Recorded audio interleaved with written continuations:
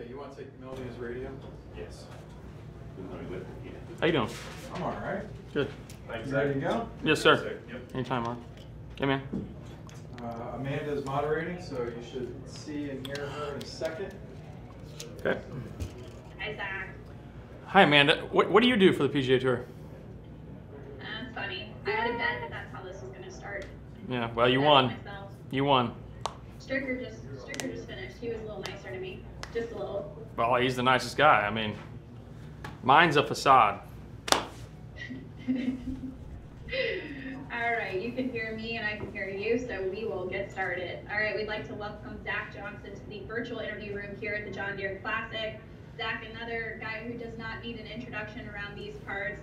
Zach, after nearly 2 years, we waited to get back to the John Deere Classic. Talk about your feelings about being back here finally. Yeah, I mean, it's you know, it's another home for me, if you will. And I don't say that lightly, nor do I take that for granted. So coming back here is special, and it doesn't feel like it's been 2 years, but clearly it has. So I love it. I love everything about this tournament. I love what it stands for. I love the people surrounded in it and who's associated. Certainly, it starts with John Deere and their pursuit and frankly their priority in helping this community. And second, I would say it's the community and how they rally behind it and make it their own. I'm encouraged not only for this year, but I'm really, really encouraged for the future for the event. I mean, we're at 50 years, which is mind-boggling, but very special. Doesn't surprise me. That's Midwest people just, you know, doing the right thing. So I'm pumped. I'm excited to be here. And let's just talk about the golf course, the action out there. Since 2000, no player is more under par than you. So talk about the feels on the golf course this week. Didn't know that. Wish that translated to more W's. The golf courses, I mean, this is one of those where I think my peers would probably say the same thing. It's fairly predictable, and I mean that in the most positive of manners.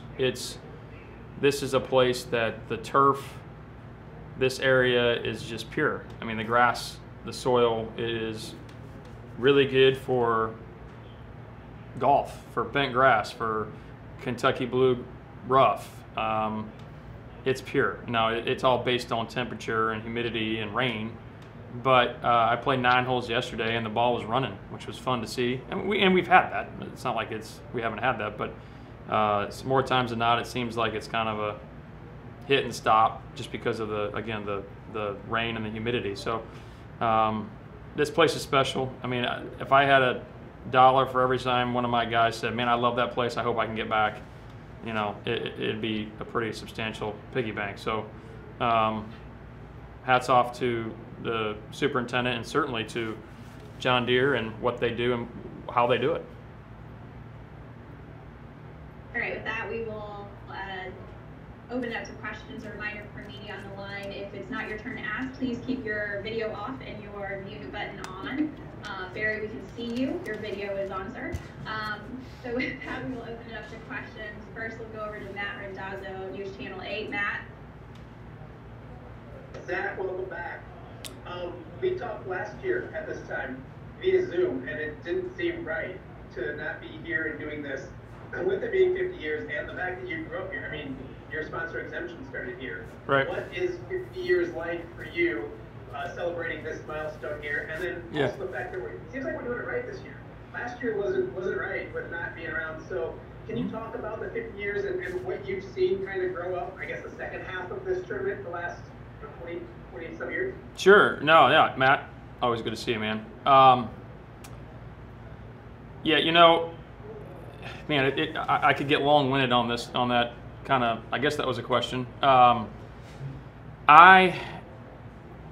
I said in the beginning, this is like a quasi home for me. So, you know, last year, you know, you and I were talking, obviously, with our buddy Tom, and I've talked a number of times about this event in the last year, and it's it's one of those situations. I remember late June, early July.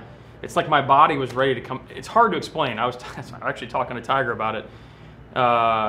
When Augusta hit last April and it was postponed, we were both saying like it's like our bodies are ready to get ready for that event. It's like our mind, our brain, and our body wants to prepare for Augusta. Well, for me, this is like, you know, I think I probably coined it my 5th major, but irrelevant to that. It's like my body's wanting to, and my mind is ready to get here to the Quad Cities, and it's almost like they took something away from me. And frankly, COVID sucks, and I get it. I mean, the decisions that were made here were certainly for the betterment of the community and certainly the betterment of John Deere as a whole, being such a worldly, everybody recognizes that Deere. So those decisions were obviously very strategic and thoughtful, and the right time, the right decision at that right moment. So, but for me, selfishly, it stunk because I wanted to come back. I always enjoyed coming back. I wish it was 2 times a year, 3 times a year. But going back to it, Matt, you know, 50 years, there hasn't been many events on the PGA Tour that can really say that. I know it started with kind of Dean Beeman's vision here back in the day. I actually heard some fun facts about him and how he won a satellite event here, and then he got grandfathered and it became an official event, an official win, and that kind of thing, which is pretty special. And you're talking about, you know, outside of Jack Nicklaus and certainly Arnold Palmer, they're, I would say, the pioneers of the PGA Tour. It goes without saying. But he's kind of like a, you know, a patriarch of the PGA Tour. So he saw something here. He saw that this community loved golf, loved, you know, what the game could provide, the platform that it can be used here in the Quad Cities and for the betterment of the community. So very special. I mean, you know, as a kid, for me, it was the Hardys, right? But I actually remember my roommate in college, who, shockingly enough, was our best player. He's really good. Monday qualified at EMI's, and that was our senior year, so the early summer of just after we graduated in '98. And I remember driving him. At that point, we were in one car. We were just traveling together, and I drove him. You know, was it Cole Valley? Is that right? Cole Valley Country Club, Golf Club. I drove him up there, and his dad caddied for him. But I remember driving in, and I'm like, man, this is a big deal. You know, it was just really cool seeing all the people out there and so close to home, just to witness that. And I'm like, man, I gotta get in this event. And so, you know, I tried to Monday a couple times and didn't make it. And then obviously John Deere stepped in and took this tournament to new heights. And Claire Peterson and Kim Huffman before him saw something in a short little kid from Cedar Rapids and wanted to help him chase his dream. And you know, it's the tournament I played the most on the PGA Tour, even with last year. So I owe a lot to just the trajectory of my game to this place, to this event, and certainly to John Deere. Every single week can be a positive regardless of what you shoot, and I missed the cuts in both those sponsor exemptions. But the knowledge and the wisdom that I gained just Monday through Sunday, certainly, and on the golf course. I mean, the specifics of putting and, you know, just getting the golf course down. I'm probably in debt. So this place has just given me so much personally, and that pales in comparison to what it's given so many charities, so many organizations, and just how they every year exceed probably expectations as far as the dollar amount they provide for this community. It has everything to do with the people. It has everything to do with Claire and his staff here. Certainly everything to do with John Deere and how they go about their business, both locally and globally. You know, it's just a unique event. I feel like there's maybe 2 or 3 events that you can kind of put in this echelon where it's their own. You know, it's almost the fabric of John Deere. It's the fabric of this community, and I'm just pumped to be back, man. Can you take yourself out of the equation? When you think of the John Deere Classic, what moment do you think of? What do you think of?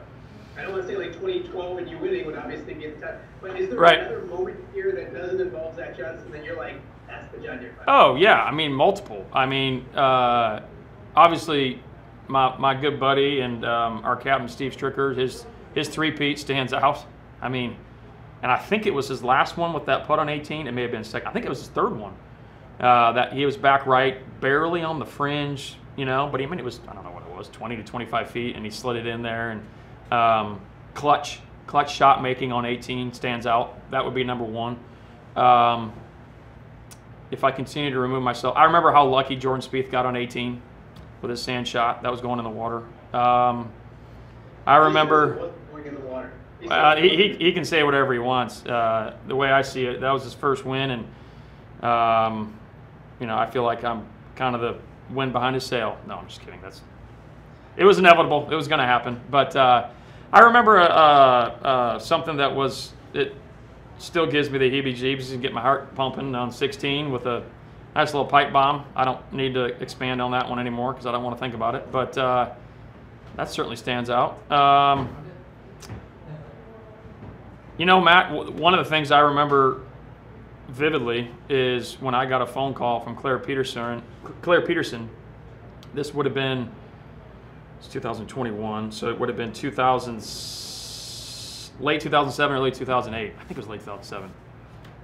I'd really have to think about it. But I remember the phone conversation, and that was, hey, we'd love for you to be a part of our executive board. And I'm like, excuse me?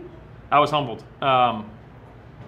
Yeah, geez, it gives me chills just thinking about it. But I remember that specifically, and then you go, you know, 5 or 6 years prior to that, I had a sponsor exemption here. So just in that time period, you know, certainly what this tournament meant to me, and obviously they felt like I could be somewhat of an asset, and I look forward to those phone calls, you know, seems like 6, 7, 8 times a year.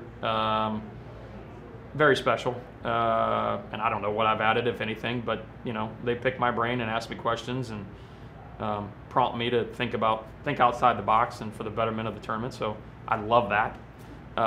That's special, and I got a shirt, nice little John Deere Classic shirt. What else? I think, was it David Gossett that won the first one here? Is that right? Yeah. Yep. Yeah. So I remember that. I mean, David's not a whole lot younger than me, but he was a stud, a college player out of Texas, and I remember, you know, he came here and was it 99? Yeah, 99, 2000. I had to think about it. And won for the first time. You know, that was cool. So D.A. Wybring, you know, another Midwest guy that obviously the PGA Tour saw a great piece of land with John Deere, and what he's done here and continue to do here. You know, it's kind of evolved. I think to a great property and a great place, not only for championship, but the other 51 weeks a year. Well, not 51 weeks, but you know what I mean. So, yeah, if I remove myself, those are kind of things I think about. Thanks, Zach. Appreciate you. Anytime, Matt. All right, next question, we're going to go to Bob Herrig, ESPN. Bob? Thanks, Amanda. Hey, Zach. Hey, Bob. How you doing? Good, man. Good. Obviously, as we've been slowly emerging from the pandemic, things have gotten more open, and you know, we're almost back to normal, it seems, on the PGA Tour. It's going to be a lot different next week. Almost like kind of going back in time here. I'm just sort of wondering what you think of that. Obviously, you're aware now of what you're going to have to go through over there, and how you're dealing with it. Yeah, I mean, I'm gonna. You're talking about an event that I don't have a difficult time getting motivated or amped up to play. So, regardless of the difficulty in getting there. Now, I say that if there's one thing I tried from the very beginning to do with this John Deere Classic was to alleviate the stress of getting from A to B, and John Deere has done that. So I've got a pretty, considering I played the week before 6 time zones away, I've got a pretty good routine in getting prepared and getting ready over there. So they're throwing a little more, you know, kinks in the logistics of that. I'm not knowledgeable on the situation in Great Britain as far as the pandemic and specifically COVID and all that. I haven't really researched it, so there is some ignorance in that regard. I'm of the notion that you know, you've got to conservatively look at things and plot the best way to have the championship. So if this is the best way for us to get there and perform, so be it. I don't know all the specifics. I've seen some of my peers make some statements, most of which I probably do actually agree with. You know, 30 to 30 some odd thousand fans there each and every day, and then we're in a very, very, very tight bubble, each of us individually. I don't want to say it's hypocrisy, because that's too much of a stretch, but it does, to me, it doesn't really mesh as a whole. Especially when you're taking, you know, we've got our own little bubble with our caddy and then one or two other individuals, and so you're making the week just more difficult. I mean, we can't go out and about. We can't from a food standpoint, from a logistics standpoint, it just makes it difficult. So it's 1 week, though. I say all that in context. It's 1 week. So and it's the Open, and it's still going to be a great championship. So I think we're all about ready to get back to what we remember. But I'm a golfer. I'm not not a scientist. Certainly not an expert when it comes to this kind of stuff. I don't know if anybody is. So, you know, let's just look at whatever we need to look at, the data we have, whatever's pertinent, and make proper decisions. My guess is the RNA and the experts there in GBI have done that, and I'll completely abide by it, and I can't wait to go. Great. Thank you. Appreciate it. Next, we'll go to Tom Johnston, Quad City Times. Tom? Hey, Zach, welcome back. Thank you. Just a quick follow-up on that. I know you talked about your affinity for the Open Championship. With those restrictions, did you ever think about not going? No. No, I did not. Now, there was a point there where it was extremely difficult in processing the travel side of things, but again, John Deere has alleviated a lot of that stress. The RNA has alleviated a lot of that stress, and the way I see it, quite honestly, it's like the current situation here, with the exception of the 6 time zones, is that I'm gonna take a test here before I go. God willing, it's negative, and when I go over there, I guess I'll be tested again. And I think that's regardless if you're vaccinated or not. So immediately take a test when I get there, and then you know what? That's their prerogative. It's again, my guess is, I think it's a pretty fair guess, that they're looking out for the betterment of the whole and not just us players. So it's kind of what I do each and every week anyway, and that's fine. Gotcha. Hey, you've been around these parts for quite a while. What are you seeing out on the golf course? How is it changed this year? Is it playing differently? Yeah, no, great question. I've two or three, I guess, observations. One, we're getting a little bit roll in the fairway early on in the week. Now, there is some possible rain in the forecast, so that could change, but the fairways are running, which is great. It makes it more difficult. It shrinks the golf course, more precise off the tee. And there's actually some substantial healthy rough, both around the greens and in some fairway areas. So I think this has always been a place when it's wet and kind of humid and hot and no wind, you just swing for the fences and the ball doesn't release much, both off the tee and into the greens. Right now, you've got to really hit fairways. I don't, you know, there's certain courses where it becomes very evident that it's a first shot golf course or, you know, a second shot golf course. I think currently right now it's going to be kind of both, but getting the ball in the fairway right off the bat is going to be a priority. Gotcha. You've followed Strict, and both of you have had tremendous success here. Both of you are veterans. We'll call you veterans on the tour. How tough is it to win out here against the kids these days?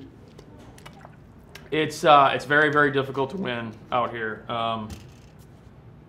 I was just talking to another buddy of mine who is quite a bit younger. The tour ain't getting any older. First of all, it's getting younger, I think. I don't know what I could be making that up. The average age, I feel like it's dropped, but again, maybe I don't know that.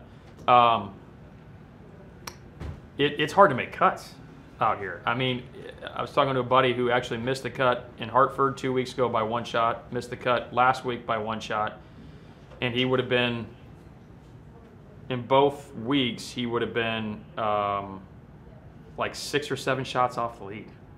I mean, I think it was 7. So, I mean, in a 18-hole stretch, even called a 25 to 30-hole stretch, that's nothing.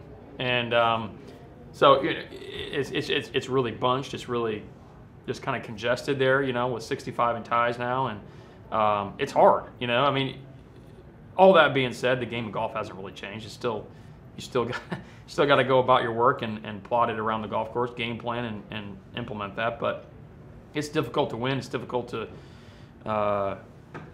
in all facets. But I love that. I mean, I don't want to say that's motivating. I just pursue that. I love when things aren't easy. Gotcha. Thank you very much, man. Good luck this week. Thank you. Also, at the time, let's go to Matt. Hello, Brian. Hey, Zach. I guess following up on that last question, where do you feel you're at right now with your game? Because it's kind of been a mixed bag when you just look at results for this year. Where's, I guess, the strength right now, and where's some areas where you really need to kind of fine-tune some things? I'd say the number one strength is probably my wisdom because of my age. You know, my game's good. I can wholeheartedly, I probably said that every time I've come to this event, but I mean it. It's really good. There's been periods where my ball striking wasn't good and my putting was great and vice versa. It's just really a matter of kind of meshing those, you know, aspects together. I know what my stats say. My putting has been fantastic this year. Well, it's been the best it's ever been from a statistical standpoint. So it's really about getting the ball striking, you know, more consistent. And 2 weeks, I didn't play last week, but 2 weeks ago in Hartford, it was one of the best weeks I've had in ball striking. I mean, I was, whatever it was, top 10 in most important statistical categories, in my opinion. And I just didn't make that many putts. So I like the trajectory of my game. I love the fact that it's always work in progress, and I feel like I'm always preparing for the next week. So that's kind of how I go about it. If it happens this week, great. That doesn't mean it's going to be a W, but I just want to get those feelings of being in contention again on Sunday, and I don't feel like that's far off. If there's been any negatives this year, I mean, I made a ton of cuts, but the negatives have been my performance in the majors. And I can elaborate more on that, but I don't need to. It's just been poor golf, overthinking, overanalyzing, and expectations. So outside of those really 3 events, I think I've performed, you know, at a pretty high level, give myself an opportunity to climb the board in the weekend, which is really all you can ask for as a competitor. With that said, you know, you've had such good results here. How much can that trigger, you know? Yeah.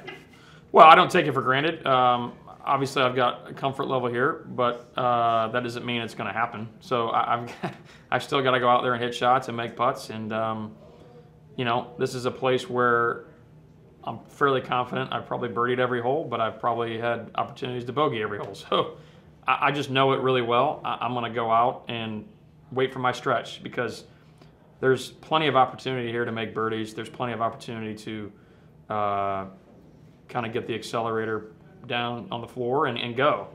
But I know in this game, and even on a golf course like this, especially if it stays somewhat firm, you really got to you've really just got to stay right in front of you, because it does. This course has teeth if you take it for granted.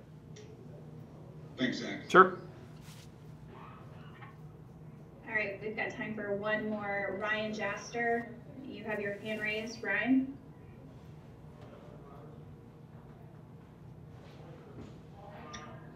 Hey, Zach. Hello, Ryan. You're going to have DJ Gregory from the Walking for Kids Foundation alongside you this week. What does it mean to have him walk with you? Oh man, that's an awesome question. You know what? He's an amazing individual. Clearly, he is a dear friend of mine, and he walks with me every year here and every year at Augusta. He's a competitor. I mean, if I'm gonna try to take anything away from him, it's his grit, it's his heart, certainly his endurance. I think more than anything, it's just the way he prioritizes his life and how he goes about, just regardless of the situation, regardless of what people tell you, regardless of what what you might be up against, you can still overcome that. And it's inspiring, obviously, but I just appreciate the fact that he lives a life that's very selfless and pursues to help others in the utmost, specifically kids. And we can go on and on about that, but he just makes his life almost it kind of demands an explanation, and I love that. I love the fact that when you look at somebody like that, you're like, if you don't really know him, why? Why, how, and that kind of thing. And then from there, you can kind of reflect on yourself, right? And say, you know what? I'm blessed. Am I doing everything I can do in this game of golf? Because he's doing more than anyone else out here, as far as I'm concerned. And it's every week. So I take weeks off. DJ does not, and that's extremely impressive.